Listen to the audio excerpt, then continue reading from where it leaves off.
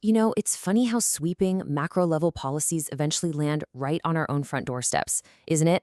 I mean, think about it. From international visa regulations and massive legal verdicts all the way to state funding, what happens at the very top always, and I mean absolutely always, trickles down to impact our local neighborhoods.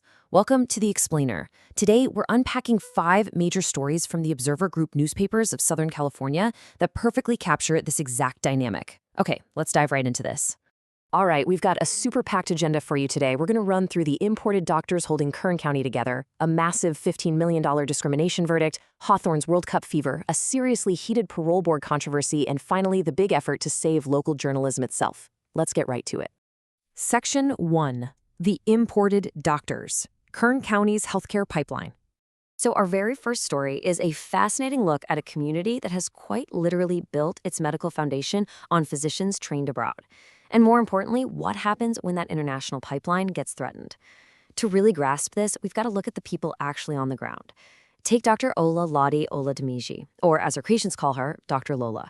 She's a Nigerian-born internist who traveled a whopping 12,000 miles from Nigeria to Bakersfield. Now, she initially followed her husband's job there, but she stayed out of pure conviction. Just a year ago, she opened a primary care clinic in McFarland, which is this small, largely farm worker community, mostly because there were just so few options for patients out there.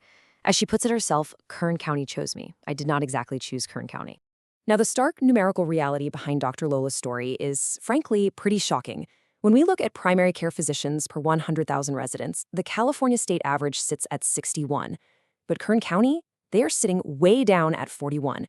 That puts them in the bottom third of the entire state. Local doctors actually just call the area a physician desert because it's so tough to recruit domestically, dealing with lower insurance reimbursements and poor air quality. More than 60% of Kern County's physicians actually come from medical schools abroad.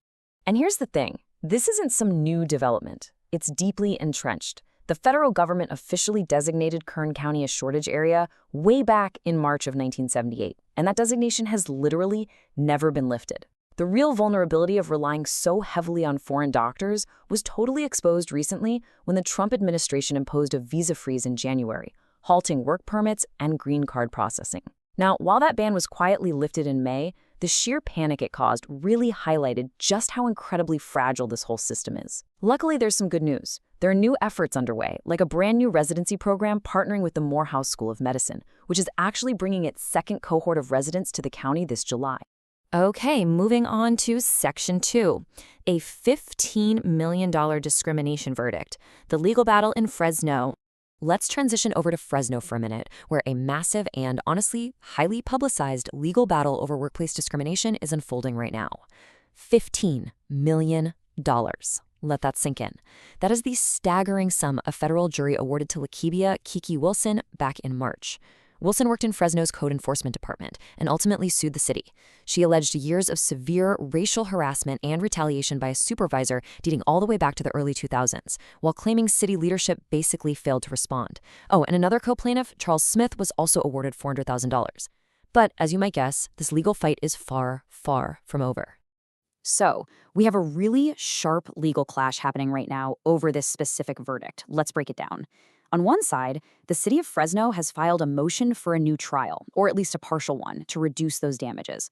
The city's attorneys are arguing that the $15 million judgment far exceeds awards that case law has previously held to be excessive. They're essentially saying a judge has a duty to step in and moderate the jury's verdict here.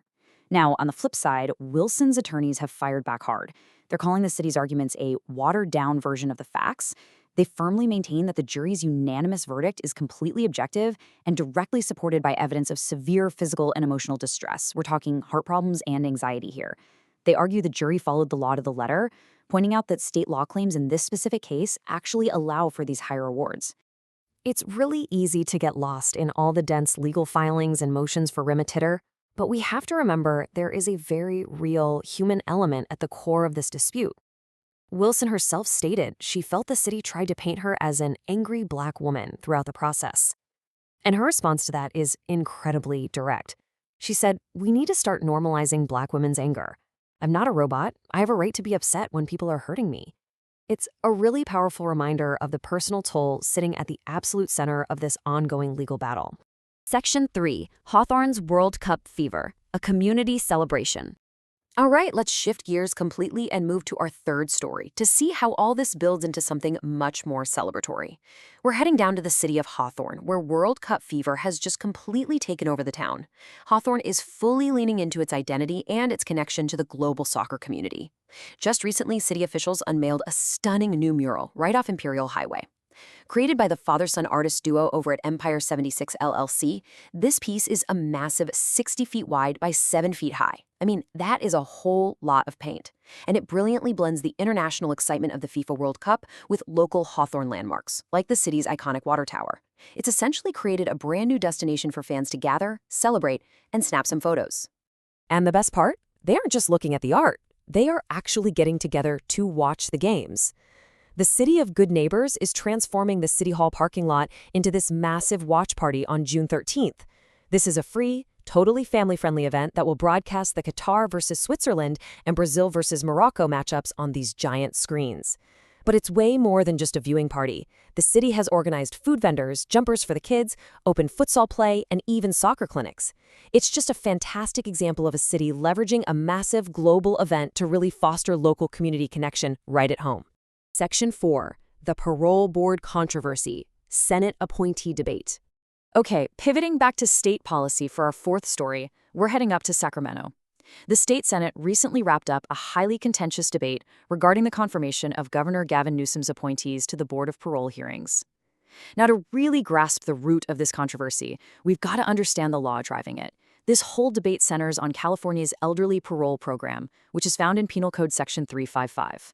Basically, this program mandates that incarcerated individuals who are at least 50 years old and have served 20 consecutive years in prison must be considered for parole. And that's regardless of the crime they were originally convicted of. The board has to evaluate things like advanced age and diminished physical condition.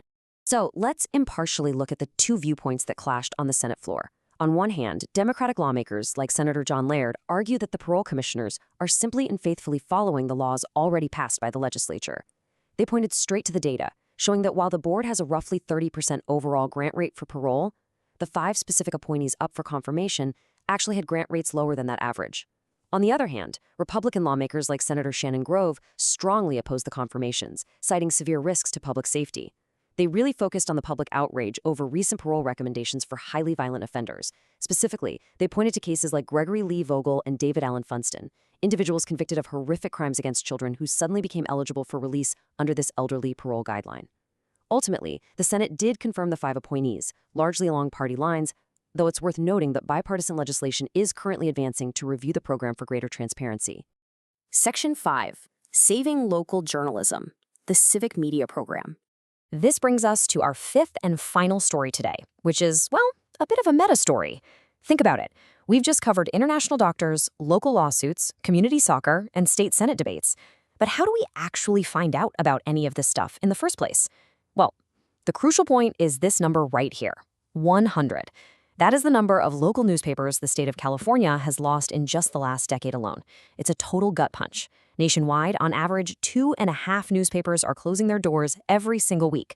As digital advertising monopolies and major tech platforms have absorbed all the revenues, the local newsrooms that bear the actual cost of gathering and reporting community news have just been decimated. So, to try and throw a lifeline to these disappearing newsrooms, California has launched what they're calling the Civic Media Program. It's a $20 million public-private partnership.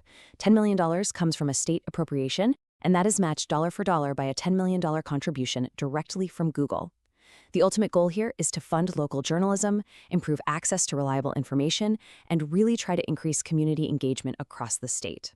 Now, naturally, whenever government money is used to fund the press, serious questions about independence are going to pop up, right? To solve this, the state appointed the James B. McClatchy Foundation, which is a nonprofit, to act as a third-party administrator. Working alongside an independent advisory board made up of news industry leaders, this foundation is going to design the guidelines, process the applications, and distribute the funds. It effectively creates a strict firewall, ensuring that the state government has absolutely no say in editorial decisions, which fully protects the independence of the journalists. As applications for these grants open up this summer, it leaves us with a really vital question to ponder. How would your community fare without local reporters watching over it?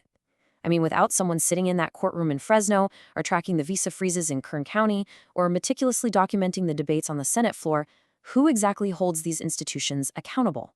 It's a powerful reminder that an informed public really is the absolute foundation of a healthy community. Well, that wraps up our explainer for today. Keep observing, keep learning, and I'll catch you next time.